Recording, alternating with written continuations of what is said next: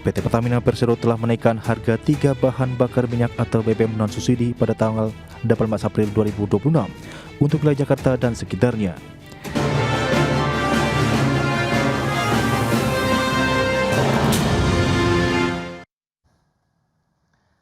Ya, pemirsa, pemerintah memutuskan untuk tidak menaikkan harga jual bahan bakar minyak atau BBM bersubsidi meski harga minyak global bergejolak. Pemerintah juga menjamin kebijakan subsidi BBM telah diperhitungkan dengan matang dan defisit APBN tetap bisa terjaga di level 2,9%. PT Pertamina Persero telah menaikkan harga 3 bahan bakar minyak atau BBM non-subsidi pada tanggal 18 April 2026 untuk wilayah Jakarta dan sekitarnya. Ketiganya itu Pertamax Turbo menjadi Rp19.400 per liter dari sebelumnya Rp13.100 per liter. Kemudian Dexlite dari sebelumnya Rp14.200 per liter menjadi Rp23.600 per liter.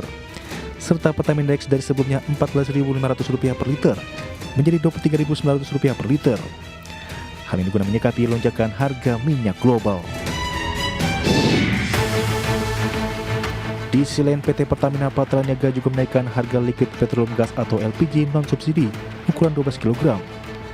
Dari sebelumnya Rp192.000 per tabung menjadi Rp228.000 per tabung atau naik 18,75%. Adapun harga LPG non-subsidi jenis 5,5 kg juga mengalami peningkatan harga 18,89% dari sebelumnya Rp90.000 menjadi Rp107.000 per tabung. Kenaikan tersebut untuk wilayah Jakarta, Banten, Jawa Barat, Jawa Tengah, DIY Yogyakarta, Jawa Timur, Bali, dan Nusa Tenggara Barat. Sementara itu, Kementerian Keuangan menjamin tidak akan menaikkan harga BBM bersubsidi hingga akhir tahun 2026. Pemerintah juga berusaha menahan kenaikan harga BBM non-subsidi di tengah tren kenaikan harga minyak global.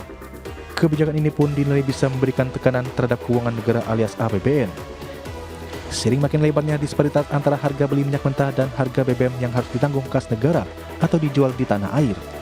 Berbagai sumber untuk ID Actiono. Ya, pemirsa, untuk membahas tema kita kali ini, menakar daya tahan APBN menanggung beban subsidi energi. Kita sudah tersambung melalui Zoom bersama dengan Ibu Lana Sulistianingsih, ekonom dari Fakultas Ekonomi Bisnis Universitas Indonesia. Kemudian juga ada Bapak Nofrizal, Ketua Dewan Riset Supply Chain dan juga Logistik, Asosiasi Logistik Indonesia. Langsung saja kita sapa ini. Halo, Bu Lana, apa kabar? Terima kasih. Apa kabar Mas Pras dan Pak Nofrizal? Kabar baik, Bu Lana. Terima kasih. Ya. Baik, Pak Nofrizal, apa kabar Pak hari ini? Alhamdulillah, kabar baik Mas Pras, ketemu lagi. Baik, terima kasih juga atas waktu yang disempatkan. Sehat selalu Pak Nofrizal. Dan sebelum membahas lebih jauh, kita akan review terlebih dahulu ya dari Bu Lana nih, kalau kita cermati dengan kondisi saat ini, seberapa besar sih sebenarnya poin-poin ataupun hal-hal yang bisa dicermati begitu ya dengan kondisi saat ini, kemudian daya tahan APBN-nya juga seperti apa sih Bu dalam menopang beban subsidi energi baik BBM maupun LPG nih di tengah volatilitas harga minyak global. Silakan. Ya. Terima kasih Mas Pras.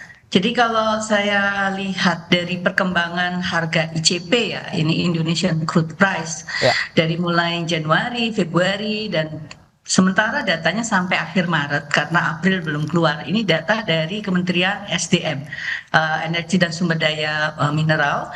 Itu kalau kita lihat secara 3 bulan, sebetulnya tekanan terhadap kenaikan harga minyak sampai saat itu ya, Maret, itu masih belum begitu besar karena di bulan Januari harga minyak mentah itu masih di bawah harga asumsi di APBN. Harga asumsi di APBN kan $82 per barel. Sementara per Januari itu masih sekitar 60-an. Februari juga sekitar hampir 70 ya, 68, dan kemudian baru Maret itu melesat ke 102. Nah, total tekanan tadi itu kalau kita lihat dari sisi harga minyak mentah, sebetulnya pemerintah masih ada keuntungan sekitar $10 gitu ya. Dan kalau kita cerminkan ke dalam rupiah itu masih tercatat pemerintah masih bisa surplus 71 triliun dari bulan Januari ke Maret. Nah, tapi April ini kan kita bisa lihat bahwa masih ada tekanan tekanan terhadap harga minyak mentah walaupun mungkin tidak setinggi Maret. Rata-rata barangkali sekitar 95-an ya, sehingga ada tekanan yang relatif berkurang dari aspek itu. Nah, memang konsekuensi dari kenaikan baik itu harga minyak mentah maupun LPG ini yang berbasis energi ya, termasuk juga barangkali tadi ya ada LPG, ada minyak mentah yang itu menjadi basiskan untuk jenis-jenis minyak yang lain. Ini memang cukup berat kalau kita lihat terus-menerus kenaikan di atas 100. Nah, tentunya kita berharap dari perang ini bisa segera berakhir ya, karena kalau kita lihat tekanan ini kan memang lebih banyak karena isu dari bukan isu sih sebetulnya, lebih kepada tekanan dari geopolitik yang terjadi di Timur Tengah khususnya di Iran. Nah, sampai kapan gitu ya? Saya pikir Amerika pun mengalami masalah kok dengan kenaikan harga minyak mentah. Bahkan Presiden Trump sendiri sekarang di ujung tanduk karena nanti di bulan November kan ada pemilu selah. Di pemilu selah ini akan menentukan apakah Partai Republikan itu masih akan menguasai mayoritas Kongres dan Senat, ya. Nah, ini akan sangat menentukan dan saya pikir Presiden Trump juga pastinya akan concern terhadap isu politik di negaranya sendiri di Amerika, yang kalau harga minyak mentah ini terus-menerus masih bertahan di atas 100, itu juga akan memberatkan masyarakat Amerika. Sekarang mereka pun juga sudah mulai protes, inflasi di sana juga sudah mulai naik. Dan kita tinggal menunggu nih kekuatan tadi APBN tadi. Sementara kalau dilihat dari sampai Maret sih masih ada kelebihan ya atau penghematan ya sekitar 71 triliun. Tapi saya kira kalau harga minyak mentah bertahan di atas 100 memang harus dikocok ulang nih APBN-nya, Mas Pras. Barangkali perlu direvisi ataupun ya berlakukan penghematan efisiensi di pengeluaran-pengeluaran yang lain demi mencegah inflasi tentunya, Mas Pras. Oke, itu dia. Karena kalau inflasinya nanti berlanjut, waduh bahaya ini. Ya, ketinggian lah. Ya, Seperti ya. tadi saya cerita, berat Baik. nih. Efeknya kemana-mana ya. Oke, banyak hal yang perlu dicermati ya dengan fluktuasi harga minyak global begitu yang tengah terjadi, karena perang pun juga belum ketahuan yang akan berakhir sampai kapan. Nah, perspektif dari Asosiasi Logistik Indonesia nih, Pak Nofrisal, seberapa krusial akhirnya kalau kita bicara mengenai subsidi bahan bakar minyak begitu juga dalam menjaga stabilitas biaya logistik, kemudian operasional logistik nasional kita juga ini, Pak. Ya, terima kasih Mas Pras. Yang pertama mungkin kami dari Asosiasi Logistik Indonesia menyampaikan apresiasi ya dan salut dengan cara bertahan pemerintah gitu ya, untuk kita bisa bertahan sejauh ini. Jadi saya kira walaupun mungkin seperti Ibu Lana katakan ya, jadi kita nggak bisa berpanjang-panjang soal ini. Jadi barangkali kita berharap walaupun kemarin Pak Menteri SDM sudah mulai mengasih sinyal gitu ya, bakal ada kemungkinan kenaikan kedua gitu ya dari yang sudah kita berjalan hari ini. Nah, kembali ke isu dari sisi logistik dan supply chain kita, harga bahan bakar yang terutama yang non subsidi itu sebenarnya kan sangat vital di dalam transportasi ya, terutama ya. Jadi kalau kita ambil contoh di darat saja, kami itu punya dua tipe cost, Mas Pras. Satu adalah biaya yang bisa kita kontrol atau controllable cost. Yang kedua biaya yang tidak bisa kita kontrol, uncontrollable cost. Nah, kebetulan kalau kita bicara BBM ini termasuk yang uncontrollable cost. Kami tidak bisa bernego dengan siapapun, dengan Pertamina, dengan segala macam kalau biayanya naik atau turun gitu kira-kira ya. Jadi artinya apa? Artinya kalau itu yang naik, maka komposisinya justru itu yang terbesar gitu, Mas Taras. Jadi di angkutan darat itu kalau kita ambil, dan mungkin juga hampir semua di bidang transportasi yang lain juga yang menggunakan bahan bakar minyak gitu ya, kita mengeluarkan biaya antara 35 sampai 40% untuk itu. Dan jadi kalau itu naik, misalnya sekarang kalau kita lihat dari kenaikan yang ada, kalau diambil presentasinya kan mencapai sekitar 45 sampai 60% gitu. Jadi cukup signifikan, Mas Pras. Jadi kalau ditanya seberapa krusial, akan sangat krusial bagi kita untuk melakukan dan memanage aktivitas logistik kita seperti biasanya gitu. Jadi kita harus melakukan extra effort gitu ya untuk bisa tetap bertahan juga gitu, dan kemudian melakukan berbagai langkah-langkah taktis yang bisa kita perlukan untuk tetap itu berjalan dengan baik. Utamanya sih berujung kepada bagaimana kita menciptakan bisnis yang lebih efisien dan kemudian melakukan berbagai rekayasa bisnis and operation yang harus kita jalani. Saya kira intinya itu, Mas Pras. Jadi Baik, Pak. sangat krusial memang. Oke, tapi kalau kita lihat seberapa besar sih sebenarnya komposisi penggunaan BBM baik yang bersubsidi maupun non subsidi di industri logistik nih Pak Nofrizal. Mengingat Anda katakan tadi kan ada biaya yang bisa dikontrol dan tidak bisa dikontrol begitu. Iya. Kalau tadi saya sampaikan, kalau kita bicara soal biaya operation kita BBM itu berkontribusi hampir 35-40%, Mas Pras. Iya. Jadi artinya kalau itu yang berubah, jadi perubahan itu sangat signifikan terhadap seluruh proses bisnis kita gitu. Oke. Kalau kita lihat misalnya angkut truk misalnya, atau misalnya para logistik service providers kita yang berbasis courier service misalnya, yang mobilnya banyak, yang truknya banyak gitu ya, Iya. itu kan secara total akan sangat berpengaruh besar terhadap aktivitas harian kita gitu. Jadi kalau misalnya persentasenya gitu, apalagi sekarang naik sekitar 49 sampai 60% dari kenaikan sebelumnya, itu in general itu kan tentu pasti membawa impact yang sangat berat bagi kita untuk segera melakukan hal ini, menyikapi ini dengan baik. Jadi esensinya sih, Mas Pras, menurut kami sih, di samping kita memahami situasi yang ada, di samping kita mengapresiasi daya tahan pemerintah sampai hari ini, tapi kita tentu juga berharap bahwa kita bisa melakukan langkah-langkah bersama gitu ya, baik pemerintah maupun industri, untuk bisa melakukan efisiensi maupun juga mencari alternatif yang bisa kita lakukan bersama gitu. Gitu kira-kira, Mas Pras. Itu dia beberapa langkah yang sudah disampaikan. Mengingat tanggal 18 April kemarin kan sudah ada kenaikan juga ya BBM non subsidi yang sudah dilakukan oleh pemerintah. Mengingat fluktuasi dari pergerakan harga minyak global juga masih cukup rentan begitu untuk bisa bergerak lagi mengalami kenaikan. Kita akan bahas lebih jauh nanti di segmen berikutnya. Kita akan jeda sebentar Pak Nofrizal dan juga Bulana. Dan pemirsa, kami akan segera kembali sesaat lagi. Ya, terima kasih Anda masih bergabung bersama kami dalam Market Review. Dan pemirsa, kita akan cermati beberapa data yang akan kami sampaikan. Bagaimana dengan penyesuaian harga BBM seperti yang bisa Anda saksikan di layar televisi Anda. Ini dia per 18 April 2026 yang sudah dilakukan oleh Pertamina. Ini untuk wilayah Jakarta dan sekitarnya dengan PBBKB sekitar 5%. Pertamax Turbo turun 98 ini menjadi Rp19.400 per liter, naik dari sebelumnya di Rp13.100. Kemudian Dex Lite Rp23.600 per liter, naik dari Rp14.200. Kemudian Pertamina Dex Rp23.900 dari sebelumnya Rp14.500. Namun demikian ada beberapa BBM yang masih ditahan oleh pemerintah khususnya Pertamina, yakni Pertamax tetap di Rp12.300, Pertalite tetap di Rp10.000 per liter. Kemudian Biosolar ini juga masih bertahan di 6.800. Hal ini untuk bisa diharapkan menahan ya, tidak ada transisi ataupun peralihan dari mereka masyarakat yang mengkonsumsi BBM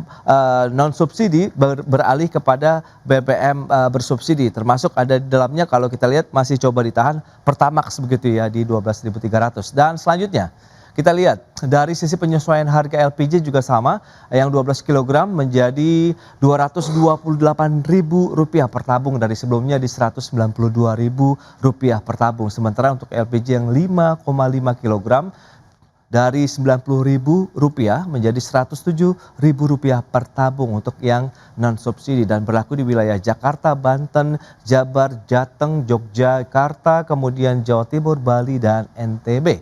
Itu dia. Dan berikutnya kita lihat bagaimana dengan asumsi dasar makro dari APBN kita di tahun 2026 ini.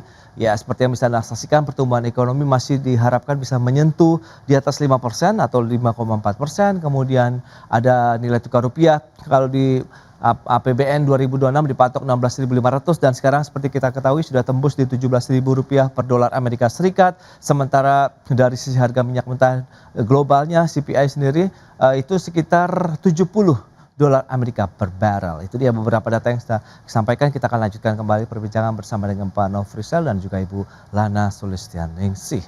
Ya, dengan beberapa informasi yang tadi sudah disampaikan, lantas bagaimana Bu Lana Anda melihat dengan kondisi saat ini? Harga beberapa BBM sudah naik, kemudian ada beberapa yang masih coba ditahan begitu. Memang Anda katakan tadi ini masih bisa ditampung lah, masih bisa ditahan begitu oleh APBN kita. Tapi seberapa kuat, seberapa lama meskipun pemerintah menyatakan BBM bersubsidi tidak akan dinaikkan sampai dengan akhir tahun, Bu Lana? Masih dimin. Ya. Nah, baik Mas Pras, memang kalau tadi terakhir Mas Pras sampaikan mengenai asumsi APBN, tekanannya nggak hanya dari harga minyak mentah ya, tetapi juga dari rupiah. Oke. Nah, kurs kita ini juga melemah melebihi dari asumsi APBN, Betul. bahkan tadi disebut sudah 17.000 ya. Tapi kalau kita lihat memang dari sisi tekanan tambahan terhadap kurs rupiah ini masih relatif kecil lah, sekitar 6,7 triliun ini yang saya lihat, dengan kurs juga sampai Maret ya, karena belum keluar yang kurs rata-rata di April yang belum 17.000 tadi tuh. Itu sudah nombok kira-kira 6,7 triliun. Nah, sementara kalau kita bicara BBM tadi tuh yang ada bukan kelebihan tapi penghematan selama Januari Maret itu kan untuk yang subsidi, yang BBM Pertalite dan juga kemudian yang solar ya. Nah, ini yang dikhawatirkan memang betul Mas, ke adanya pengalihan ya dari konsumsi yang semula Pertamax menjadi Pertalite. Nah, ini memang perlu dicari titik tengah ini, karena kalau sampai dibebankan ke Pertalite sendiri sebetulnya juga agak terbatas loh kita nyari barangnya. Dan solar ini kan seperti Pak Nofrisel sampaikan, ini sangat diperlukan sekali untuk kegiatan logistik. Nah, logistik ini berdampaknya akan cukup besar ke inflasi. Inflasi saja per Maret sudah lebih dari 2,92 ya. Nah, ini juga menjadi pertimbangan karena ketika nanti harga katakan solar yang mengangkut logistik dari pertanian ke kota ke pasar ini akan naik tentunya ya, karena kadang-kadang juga saya nggak tahu, mungkin Pak Nofrisel nanti yang bisa membantu. Apakah kemudian ada pengusaha ini karena ada ekspektasi yang terus-menerus naik, kemudian harga dari logistiknya itu naik, yang otomatis harga bahan makanan itu udah naik. Nggak usah nanti, sekarang pun juga sudah naik harga bahan makanan yang kita lihat di pasar maupun di tukang sayur itu semua sudah pada naik gitu ya. Nah, ini yang perlu benar-benar diperhatikan oleh mudah-mudahan pemerintah ya dalam hal ini ya, mengocok ulang APBN-nya supaya yang vital terkait dengan inflasi ini benar-benar dijaga. Karena kalau misalnya sudah urusan pangan naik, ini agak sulit ya Mas Pras untuk mengendalikan emosi masyarakat, dalam arti mereka akan merasa gimana ya semua barang naik gitu ya. Walaupun sebetulnya harus diberi pengertian juga bahwa Indonesia ini juga nggak imun loh. Semua negara juga sudah mengalami tekanan, bahkan di beberapa negara malah sudah ada kebijakan-kebijakan untuk mengontrol penggunaan BBM ya, baik itu yang sifatnya bekerjanya cuma sampai 5 hari ataupun yang lain-lain. Nah, gas yang tadi Mas Pras, LPG maksud saya LPG 5,5 kilo ini juga sangat bahaya kalau sampai dinaikkan. Kan sudah naik ya tadi ya, infonya Mas Pras dari berapa itu tadi saya lupa. Ini tentu sangat vital juga karena sebagian besar masyarakat kita waktu diminta beralih dari kompor minyak tanah ke LPG itu kan suatu proses yang lama juga, dan sekarang sudah terbiasa dengan LPG 5,5 kemudian naik. Nah, ini tentu efeknya itu memang ke arah inflasi. Itu yang harus betul-betul dihitung. Ya, dihitung betul, jangan sampai melebihi lah ya dari ekspektasi. Katakanlah kita punya target Bank Indonesia kan 2,5 plus minus 1% tuh Mas Pras. Jadi paling tidak ya dijagain lah, jangan sampai lebih dari 3,5% untuk inflasinya. Nah, bagaimana caranya? Ya memang pemerintah harus menghitung ulang. Saya pikir APBN ini harus dihitung ulang, direvisi mana-mana yang sudah tidak bisa direalisasikan. Katakanlah ada 9 prioritas kan program, yang mana yang betul-betul prioritas gitu. Jangan 9-9-nya jadikan prioritas. Misalkan dari situ apakah sekolah rakyat benar-benar akan direalisasikan semuanya. Jadi bertahap gitu Mas Pras terkait dengan prioritas ini. Mungkin dilihat dari triwulan ke triwulan supaya ada simpanan dari pemerintah yang cukup kuat menjadi buffer di luar dari uang pemerintah yang di Bank Indonesia ya, yang juga sudah disalurkan ke bank. yang Baik. katanya sekitar 402 triliun. Nah, buffer-buffer ini yang harus dicari sih Mas Pras untuk Ya, bisa memitigasi supaya tekanan inflasi tadi tidak ada. Mau nggak mau pemerintah harus ikut betul. membantu Ya. memberikan subsidi atau menahan harga-harga ini supaya tidak naik. Oke, itu dia. Bagaimana dari sisi pelaku usaha? Kalau memang subsidi ini bisa kita cermati bersama, apakah benar-benar bisa meningkatkan efisiensi distribusi barang dan jasa, atau mungkin masih ada inefisiensi struktural di sektor logistiknya sendiri nih, Pak Nofrisal? Ya, Mas Pras, tadi saya sempat menyampaikan bahwa kita punya controllable cost dan uncontrollable cost. Ya, Jadi kalau misalnya BBM itu bagian dari uncontrollable cost dan itu porsinya mencapai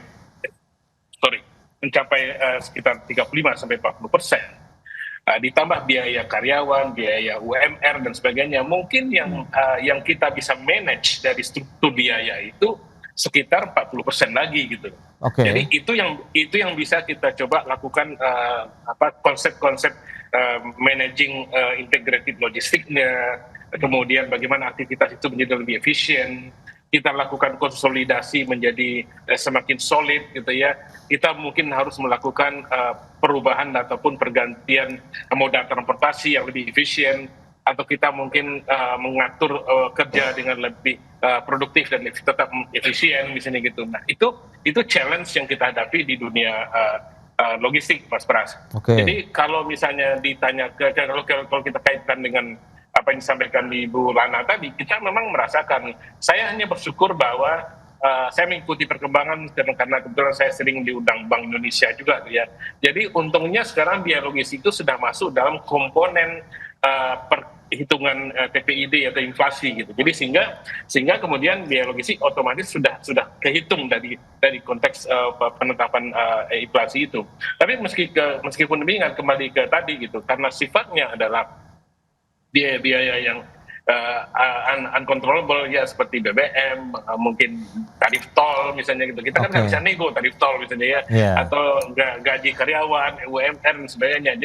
Jadi kalau ditanya dari konteks presentasi, maka porsi yang controllable cost itu jauh lebih sedikit dari yang uncontrollable gitu ya. Oleh karena itu bagi pengusaha logistik misalnya, margin sekitar 10% itu nggak gampang diraih gitu. Jadi sehingga perlu lakukan intensif yang sangat masif gitu ya. Dan bahkan barangkali di dalam beberapa hal kita melihat bahwa langkah-langkah restrukturisasi proses operasi, mungkin optimizing road misalnya gitu yang harus kita lakukan gitu ya, memilih moda transportasi. Tapi kan Indonesia itu begitu luas gitu.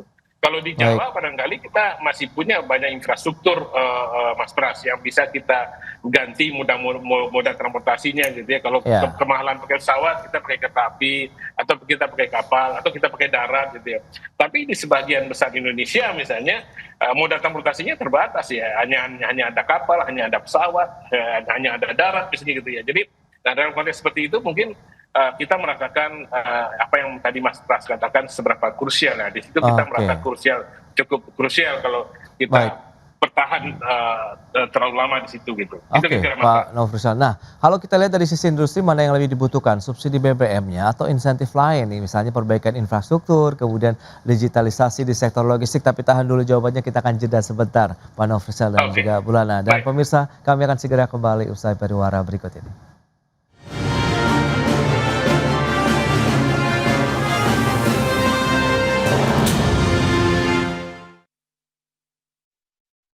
Oke.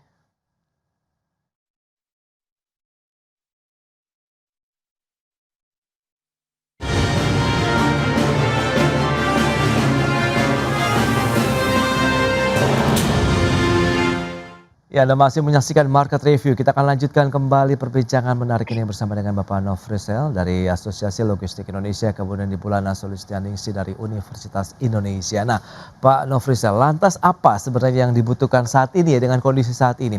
Subsidi, kemudian insentif yang diberikan, atau Anda mengharapkan ada kebijakan-kebijakan lain yang mendukung untuk sektor logistiknya, industri logistiknya secara nasional, Pak Nofrisal? Ya, terima kasih Mas Pras. Ini pertanyaan penting ya.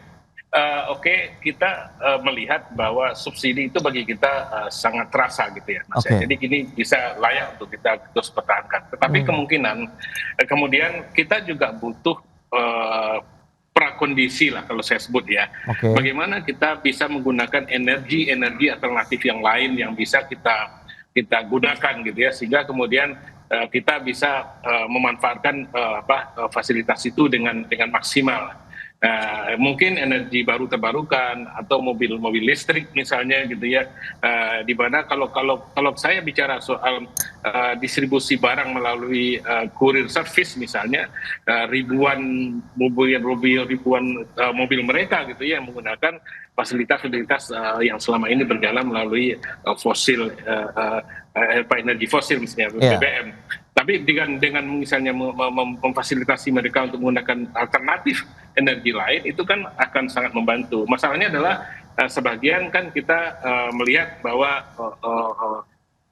di samping barangnya juga tidak gampang gitu ya, atau mungkin facility seperti charging dan sebagainya juga masih terbatas dan sebagainya. Nah, kita berharap untuk jangka panjang sebetulnya Mas Pras, kita memang harus menyiapkan skenario itu, karena memang kita merasakan bahwa efisiensi itu menjadi sangat utama ya. Jadi bagi kita komponen kalau kita bicara production, distribution, dan kemudian sale gitu ya. Maka distribution itu kan berarti bagian dari komponen struktur biaya. Orang distribusi itu tidak akan bicara soal margin, tapi soal efisiensi gitu. Sehingga dengan cara seperti itu kita semakin efisien, otomatis kita semakin baik, dan otomatis profitability-nya juga semakin bagus gitu. Jadi oleh karena itu kami berharap di samping subsidi, kebijakan peremajaan, mungkin juga semacam kemudahan di dalam mendapatkan fasilitas, misalnya impor kendaraan yang lebih murah dan sebagainya gitu ya. Itu sesuatu yang kita harapkan benar, selain dari energi alternatif dan kebijakan terkait dengan subsidi gitu. Iya Pak Nofrisal, mungkin juga nanti akan ada kemudahan yang diberikan, misalnya kita pembelian truk-truk yang mungkin berbasis kendaraan listrik ya, ini juga bisa menjadi salah satu solusi begitu ya Pak Nofrisal. Nah, iya, itu yang saya maksud Pak. Ya, baik. Nah, Bulana, lantas bagaimana Anda melihat begitu dengan kondisi saat ini? Kira-kira apa sih yang perlu kita sampaikan, strategi ideal dari pemerintah begitu, dengan tetap mempertahankan kualitas APBN kita, menjaga daya tahan APBN kita begitu di tengah tekanan global, kemudian tetap bisa menjaga juga ekonomi tetap bergerak di dalam negeri?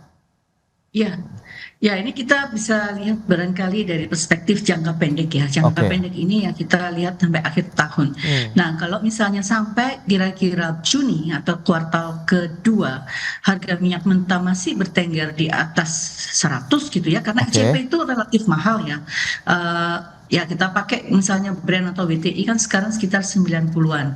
Nah, tetap di atas APBN ya. Nah, ini memang harus dilakukan upaya untuk tadi ya Mas Pras, harus dihitung ulang APBN-nya, tetap mempertahankan defisit sebesar 2,92%, karena itu kan juga janjinya Pak Menkyu waktu ketemu dengan institusi dunia waktu di spring meeting kemarin ya. Jadi mempertahankan 2,92 sebagai maksimal, syukur-syukur bisa di bawah itu. Nah, tetapi di dalam jangka menengah panjang memang harus dipikirkan kembali moda apa sih untuk logistik ini supaya lebih murah. Tadi Pak Nofrisal menyatakan bahwa di Jawa bisa pakai kereta api. Nah, memang jalur kereta api di Jawa ini sudah cukup bagus ya. Kita kalau naik kereta api juga sudah double track, jadi nggak terganggu dengan hilir mudik kereta api barang. Nah, ini tentu juga bisa menjadi semacam contoh ya, bahwa di daerah Sumatera itu sebetulnya juga ada jalur kereta api loh Mas Pras. Cuman nggak seaktif di Jawa. Di Sulawesi juga mestinya bisa dibangun. Jadi kalau kita bicara bukan antar pulau ya, di dalam pulau itu sendiri itu sebetulnya jalur kereta api bisa dikembangkan. Nah, kalau sekarang ini barangkali Presiden Prabowo bisa mulai memikirkan bagaimana membangun jalur logistik tadi di luar Jawa. Walaupun kemudian nanti pasti akan ada penggunaan kapal ataupun kapal laut terutama ya yang relatif murah, ataupun misalnya jalan darat kalau dari Sumatera ke ke Jawa kan masih bisa ya jalan darat karena ada kapal, tadi ada kapal Roro gitu ya. Nah itu yang juga harus diperkuat karena ketergantungan kita terhadap minyak ini nggak hanya sekarang ini loh yang seperti sekarang ini, dulu juga pernah ada. Jadi apakah kita akan terus-menerus ketemu yang kayak gini walaupun mungkin one off gitu ya, mungkin nggak tahun depan, mungkin tahun yang akan datang, tahun yang akan datang lagi, kan kita nggak bisa expect. Seperti kata Pak Nofrizal, uncontrollable ini situasi dunia ini kan nggak bisa kita kontrol, ya. Nah, jadi harus mulai memang ada backup, harus ada perbaikan dari infrastruktur. Yang ini tentu jangka menengah dan panjang, Mas Pras, yang harus dipikirkan ke depannya sehingga kita nggak punya lagi, nggak ada apa ya, mungkin bukan nggak punya masalah, tetapi kita meminimumkan memitigasi konflik global yang mungkin terjadi di waktu-waktu yang akan datang yang berdampak kepada harga minyak. Ini memang pekerjaan jangka menengah dan panjang yang bisa direalisasikan ya saya pikir oleh pemerintah dari Presiden Prabowo ini. Nah, tapi dalam jangka pendek memang nggak bisa kita kalau mau menekan inflasi, dan kita juga ingat loh ya banyak negara yang yang relatif ya kalau udah diganggu inflasi itu secara politik juga akan terganggu gitu loh. Jadi kita nggak pengen nih situasi ini akan merembet ke situasi politik, sosial. Kita pengen baik-baik saja supaya kita bisa bekerja dengan baik. Tetapi gimana sih bisa menjaga daya beli masyarakat yang tekanannya ini karena harga transportasi, harga BBM itu biasanya udah paling cepat melesatnya, Mas Pras. Baik. Mudah-mudahan bisa dimitigasi lah Pertamax ini bisa dipertahankan, kalaupun naik sedikit gitu ya, ditarik titik seimbangnya, karena kalau nggak nanti pindah itu Mas Pras, benar juga banyak Pertamax ke Pertalite gitu. Baik, itu dia. Memang beberapa hal yang perlu dicermati tadi, bagaimana menjaga harga BBM ini meskipun dari sisi harga keekonomian terutama yang non subsidi ini masih mencoba ditahan kenaikan tidak terlalu melonjak signifikan begitu. Tapi di satu sisi ya harus tetap mempertahankan penerimaan negara tentunya untuk bisa mengamankan juga APBN kita di tahun 2026 ini. Baik, Pak Nofrizal, kemudian Ibu Lana, terima kasih banyak ini atas informasi, update dan juga insight yang sudah diberikan kepada pemirsa pada hari ini. Selamat melanjutkan aktivitas Anda kembali. Salam sehat, sampai berjumpa kembali. Ibu Lana, terima kasih. Pak Nofrizal, terima kasih. Ya, terima kasih Mas Pras. Sama-sama Mas Pras.